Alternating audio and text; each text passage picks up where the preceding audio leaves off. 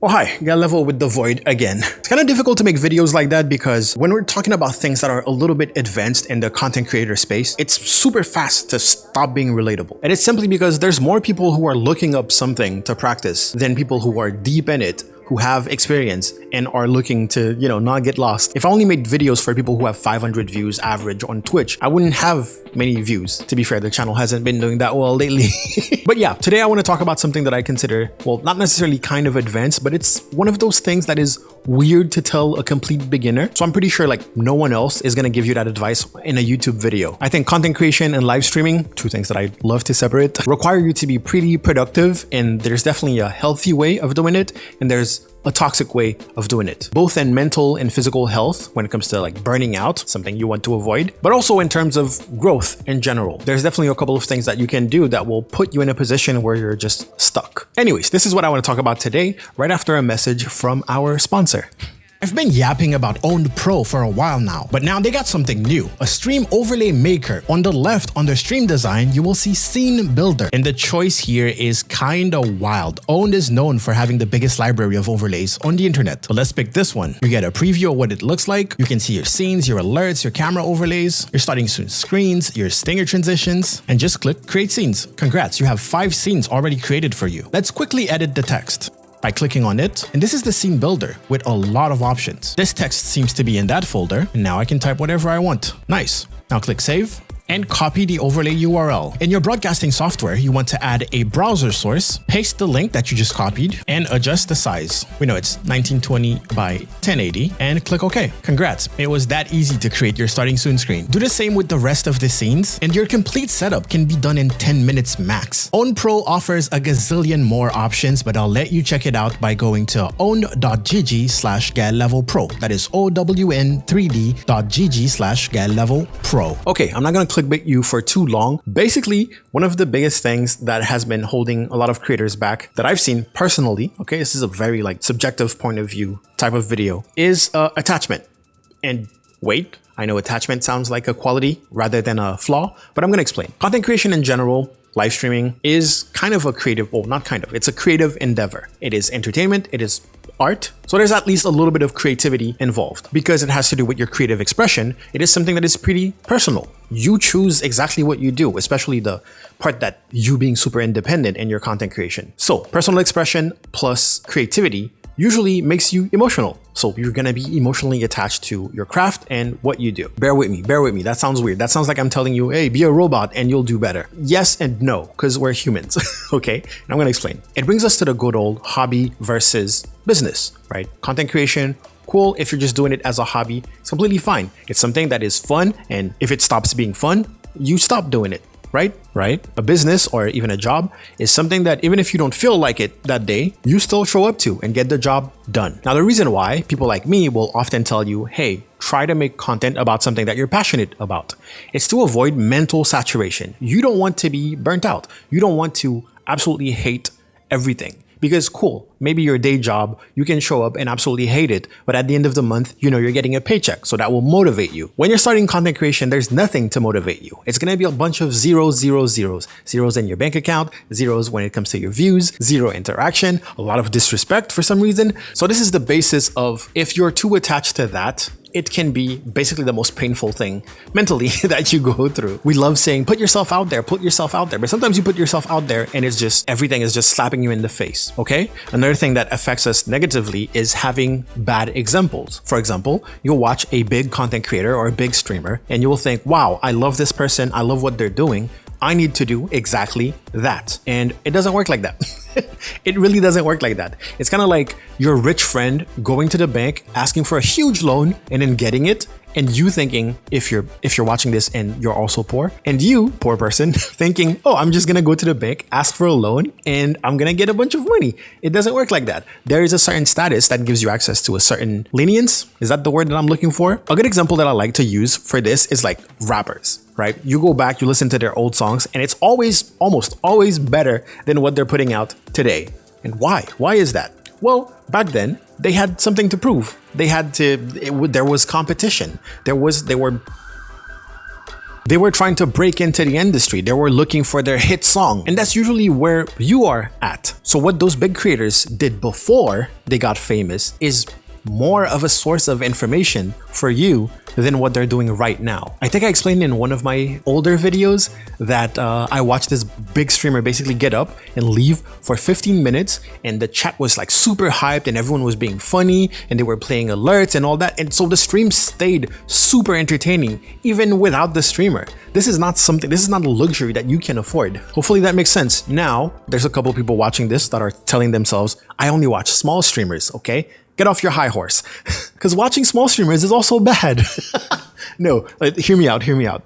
Some small streamers are bad examples. You'll see a small streamer, you'll feel like they're comfortable, you'll feel like they're nice, you'll love the vibe, you'll love what you see, and you'll be like, wow, I want to be exactly like this person. But then you do it, and then you become exactly like them, and you realize, wow, it sucks. Why does it suck? It looked amazing from my point of view. So grass is always greener and all that. First of all, small streamers are not doing as well. Most of the time, small streamers are not doing as well as you might think. Same thing for small YouTubers. Another thing is they might be stuck in some weird plateau or some weird limbo. They might not want to get out of it, but you starting to basically emulate what they did makes you fall into that trap. Now you're stuck in a weird niche that just doesn't have any growth. Now, if that's what you want, then you're fine. You just accomplish your mission. Just stay at like a low viewer count forever, but you're comfortable, you're happy. That's a good thing. But if not, if you actually want to have a career and actually, feed yourself, make a living, make more than a living, you may not want to follow those footsteps, is what I'm saying. I hate making negative videos like that. It feels like so negative. I want to give you hope. I will. Keep watching, please. Another bad thing is the community. All right, so community is great. You get to be part of something big, totally human thing to feel, right? But here's the thing. There's a huge thing with appearances in communities. People who are perceived as like leaders or important people in said community.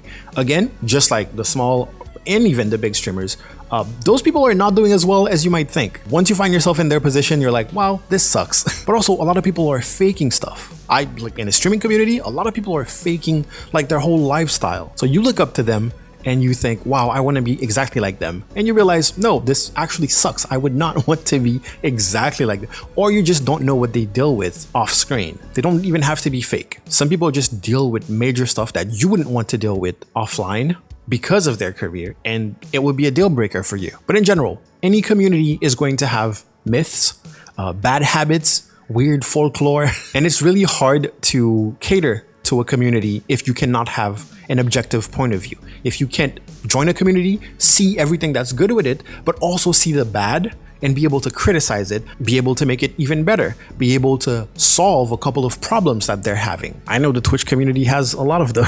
The Twitch community is basically ran on weird folklore and myths and bad habits. And the problem is, when you're too deep within that community, you will not be able to find out who's in it for the same purposes as you, right? If your goal is, I make my videos for people who want growth, who want a career, who want to make a living, more than a living and all that. Even though I know a lot of you watching do it as a hobby. Nothing wrong with trying to be better at your hobby. Just don't complain to me. If you play badminton on the weekend with your friends, nothing wrong with watching like a professional competition and try to, take some advice from them. But within any community, any niche, you realize that a lot of people are mostly cosplaying as that specific thing. They're not necessarily here for the growth. They're not necessarily here to be creative. They're not necessarily here to do any of the things that you are passionate about. Most of them are just, sounds bad, but most of them are just pretending. Most of them just love the attention, and they are completely fine doing it without any effort for the longest time ever. And then, I don't know, in a couple of years they'll quit and they'll be like, wow, the world is unjust. That's why I didn't blow up. It's definitely not my fault whatsoever. But since it's a cosplay competition, you will have a hard time figuring out who's real, who's not, who's in it for the same purpose as you. Because if you ask people, no one will be honest about it. No one will actually say, hey, I'm a content creator who absolutely hates creating content. I have a daytime job. Even though I absolutely hate it and I'm miserable in it, I cannot see myself ever quitting it. And if I ever get fired, I'll just apply to another job. And that's how I want to live my life forever. No one will admit to that. but everyone is living that lifestyle actively and defending it and making sure that they stay that way. Just to be clear, I'm not criticizing people who have a day job. What I'm saying is that I make content for people who don't want to have a day job, who want to do full-time content creation. So when you're in a community and everyone is pretending that they want to also quit their day job and be a full-time content creator, and they speak as an authority figure in this industry, it can be quite misleading for people who don't have that same purpose. All right, let me try to be hopeful. Let me try to give you actual advice and be a little positive. And we have to bring it back to the attachment thing. How to find the right balance between passion and business, right? How do I treat my business with passion? And I think the first step to that is recognize that you have this drive to express yourself creatively. That is so important for you to recognize. Because I know people, when I tell them, what kind of content are you gonna make? They give me that, I have ADHD, I am interested in so many things, I can't pick one. Well, your day job makes you pick one, and you do it just fine, every day, for years, right? So you can do it. Like you've proven to yourself that you can do it. But at the same time, I would never tell you, hey, do not express yourself creatively. I would be such a hypocrite if I did that. I just want you to know that you can express yourself creatively. Just don't do it in a way that will hinder your growth or your career as a content creator. For example, I started this channel that you're watching right now doing one of the stupidest strategies for a Twitch streamer. It's like, oh, I'm gonna stream on Twitch, I'm just gonna post my clips on YouTube, or I'm gonna post my full VODs unedited on YouTube. That is content, right? That is smart, right? Or I'm gonna edit my even edited VODs. Every Twitch streamer thinks about this at least once. It's bad, don't do it. But at the same time, I was learning about Twitch. So when I made my first tutorial and I saw that it worked, I was like, maybe I should do more. So I started doing more. All of my tutorials were getting like a lot of views compared to my Twitch compilations, because duh, now I can say duh, but back then I didn't know, right? But I persisted. Every time I would post like a tutorial, I would also post like, hey, here's me playing Overwatch, and just no one would care. But I wanted to express myself. I wanted a place for my Overwatch compilations, right? What I should have done is immediately stop doing it, open up like a new channel, or just open a separate channel for Twitch tutorials, right? I am passionate about Twitch tutorials. I am passionate about graphic design. I am passionate about teaching people how to do all that stuff, marketing. So that is one of my passions. I just needed a separate channel and really focus on it. Even tech reviews that totally has to do with, Twitch and content creation and all that. At some point, I realized, hey, my tech review videos are not doing as well as the rest of my videos. I should make a separate channel. And I did, and they're doing better now. So basically what I'm saying is that I want you to express yourself creatively. I want you to basically pick something or even try out a couple of things. If something looks like it's gonna be serious and it's gonna work and all that, I would say just go on with that thing and then also express yourself creatively. You can try combining things, but usually like if you have one channel where you do something, the chances of finding a target audience that loves one thing plus another thing plus another thing is like infinitely slimmer than just the one thing. And that is something that I'm still suffering from. My channel is still suffering from this to this day. I make Discord tutorials, and I make Discord tutorials for live streamers. The problem is that a lot of people followed me because they just want to learn about Discord. They are not content creators. They are not live streamers. They are just people who love hanging out in Discord. So content creation requires passion. It doesn't mean that every single one of your passions need to be content, okay? Something else is money versus attention. Content creation is something that usually brings you attention, and some people like the attention more than they like the money, and that's completely fine. You just need to be honest with yourself. We talk about streamers that are basically in limbo forever, 4 years, 5 years, 6 years, and then they end up quitting. Usually those are people who love the attention more than they like the money, because money usually requires hard work. Because if money was easy to get, then everyone would be rich. The thing that is the easiest to get is attention. So people just do the bare minimum, or they do just the easy stuff, and they get the attention, and internally they're actually satisfied. The sun is getting real low. So you don't have to find a preference. You don't have to find, what do I prefer, money or attention? You just need to know exactly what you are doing, when it's for attention or is it for money. That's it. Every single, I'm not gonna lie, every single action that you do, you kind of have to evaluate it. Am I doing this for it? Again, that comes usually with the creative expression, because that's something that usually is the same thing as wanting attention. A big example of that is if you ask anyone who wants to start doing YouTube and you tell them, hey, what do you want to do? One of the most popular answers is, I want to do vlogs. I I want to do vlogs because it sounds like you can just put anything you want in a vlog. And I get that. Vlogs used to be very, very popular like 5-6 years ago. That was a huge thing. Remember Shay Carl, Tana Monjo, I think used to do vlogs. It's just lifestyle content, and it's much, much more difficult to get like a vlog going, especially like when you're not famous, when you don't have famous friends, when you can't collaborate with people who are already established. And let's be honest, when you're not like uber rich or practicing an activity that is super rare. Hey, this is me, I live in a van and I'm gonna go across Europe, but also I happen to be really good at editing and cinematography. To me, it's just usually people who want to express themselves. And that's completely fine. Open up like a separate account where you just vent, talk to the camera and all that. But if you're trying to make this the business, like, what are you doing? Is that a good idea? Is that a smart business idea? I'm just gonna pour everything and see what sticks, and nothing will stick. Meanwhile, one of your passions is anime and you can't shut up about it. You would have a YouTube channel where you're making like top 5 lists of animes or tier lists of anime. And yeah, in about a year, you would be richer than both your parents combined. But you don't want to do that, right? You don't want to do that. Nah, that sounds too bad. That sounds like it takes work, and some days you would wake up and you would not feel like doing it. And guess what? With this job, a lot of the days you wake up and you don't feel like doing something, you actually get to not do it, unlike your real job. When it comes to the community stuff, my solution, my advice is to be selective, be very, very selective. Don't come in thinking, I'm just gonna make a bunch of friends. You need to come in and want to make a bunch of acquaintances.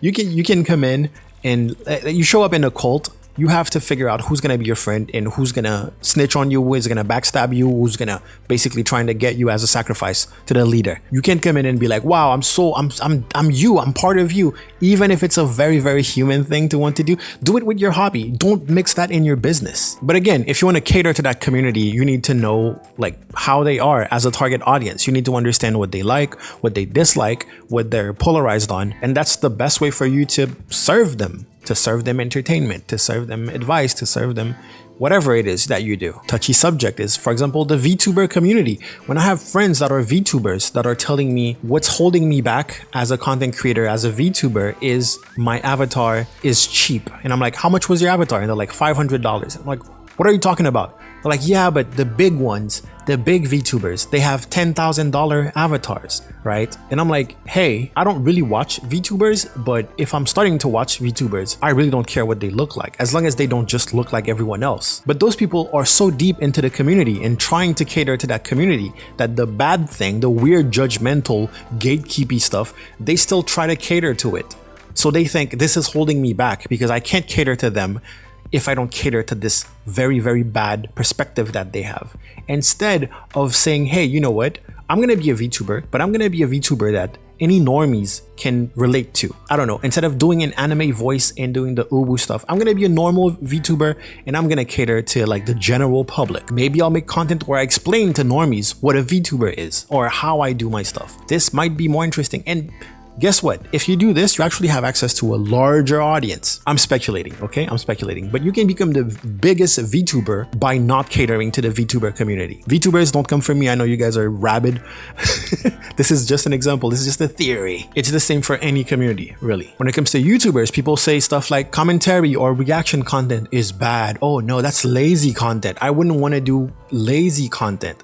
And then the people who are like, lazy content? What are you talking about? Put up a reaction channel. Now, the morals of reaction channels, I don't want to talk about it, but basically I've seen people go from having a shitty day job to basically buying a house by just putting in the work. And that's just because they could see that community with an objective point of view. You produce, and then other people consume. If you become a consumer, it's going to be really, really hard for you to figure out what to produce. Looking at my notes, I think I said that before, but get a hobby. Like straight up, content creation is passion plus business if you do it seriously, if it's not just a hobby. But if you want to do it seriously and actually see results and actually make a living off of it, the sun is almost completely down. Get a hobby, straight up, do things. This creative expression I was telling you about, do it on the side. There's nothing wrong with that. I love virtual reality. I do 3D printing. I'm getting into woodworking. What else? I make music. I love photography. I love playing different kinds of video games. I love brainstorming business ideas. None of that is really part of my career. Sometimes I'll put a little bit here and there, but if my channel included all of that, most likely you wouldn't be watching right now. Well, you wouldn't be subscribed right now. By the way, subscribe if you haven't yet. So get a hobby. Get a hobby. Sometimes I make a tutorial or I make one of those videos. Probably this one is probably gonna flop really hard. And then tomorrow I won't feel like recording another one because I'll be like, oh, it's only gonna flop, blah, blah, blah. Mentally, I'm exhausted. I don't wanna be burnt out. Guess what I do? I just go and practice one of my hobbies. I have fun. There's no pressure. I get to decompress and then I can get back to work. I'm still passionate about what I do here. It just doesn't encompass all of my passions because that would be unhealthy on top of being bad for business. All right, 2 final words. 1, it's not that serious. Because I know I'm kind of telling you, hey, take it seriously. It's so serious. It is not. It is really, really not. Again, we're dealing with art and entertainment. You get to be creative. Even if you don't get to do everything you want to do, at the end of the day, you still get to set the tone and set the pace. So be easy on yourself, be easy on your craft, understand it, do things right, but don't take it too seriously. I've seen people who are rabid in other people's DMs being like, dude, I'm trying to network with you. What? I'm trying to network with you. What are you doing? What are you doing? Just watch other people's streams, and if you vibe with them, become friends or just be present. Just enjoy yourself. Or people who do things that are completely different than what I do. Dude, let's collab. Let's collab. Like, you just started streaming. Let's do a collab stream. You barely know OBS. Let's do a collab stream. Come on, man. And before the sun goes completely down, another thing is you're a superstar. I mean it. You're a superstar. We are talking about art, entertainment, being a public figure. You are a superstar. So start acting like one, right? This whole self-deprecating humor or self-deprecating everything, it needs to stop. You might think of yourself that way, but stop expressing it. Because you repeat something over and over and over again, you start believing it, but also other people start believing it. How can we believe in you if you don't believe in yourself? It's okay for you not to believe in yourself, but you don't have to say it every 2 sentences. I suck, I'm dumb, I'm not this, I'm not that. You're a superstar. If you are on my screen, you're a superstar. Congrats. I'm watching you, I'm entertained by you, I kind of look up to you, I want to hang out with you. That's how people view you. It doesn't matter how you look, it doesn't matter how you sound. Oh, I hate my voice. Well, too bad. There's people sitting in your chat, they don't mind your voice. So we don't care what you dislike about yourself. We like it. Give it to us. But yeah, sometimes it helps to think like that, to give you kind of a boost, is that, okay, I might dislike this part of myself right now, but at least people are enjoying it. And this is part of wanting to entertain. This is how you know that you love live streaming or creating content. I absolutely hate that I have to record myself in those lighting conditions, but I got a couple compliments about it. And also, in the grand scheme of things, I know it doesn't really matter. You're not gonna be like, ew, I'm not gonna watch this video because the sun is going down. The subject of the video, the content of the video is still the same. If anything, hey, this is kind of a funny thing that's happening. Makes it more engaging. So, in conclusion, you little superstar, I want you to go out there. I want you to make me proud. I really want you to subscribe. And I want to say, guy level,